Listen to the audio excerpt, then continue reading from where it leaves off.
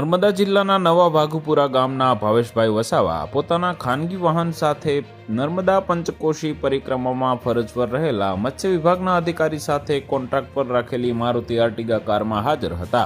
ત્યાં તેમનું રહસ્યમય સંજોગોમાં મોત થયું હોવાની ઘટના પ્રકાશમાં આવી છે. મળતી માહિતી મુજબ બનાવની રાત્રે ભાવેશ વસાવા નર્મદા જિલ્લાના મત્સ્ય વિભાગના અધિકારીને લઈને નર્મદાની પંચકોશી પરિક્રમાના રેંગણ ઘાટ ખાતે પહોંચ્યા હતા.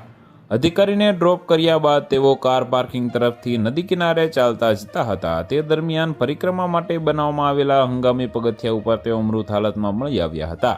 રાત્રિના સમયે નજીકમાં રહેલા પોલીસ કર્મીએ યુવકના પિતાને ફોન દ્વારા જાણ કરી હતી. મૃતકના પિતાના જણાવ્યા મુજબ તેઓ જ્યારે સ્થળ પર પહોંચ્યા ત્યારે તેમનો દીકરો મૃત હાલતમાં હતો અને તેના ગળાના ભાગે ઈજાના નિશાન જોવા મળ્યા હતા.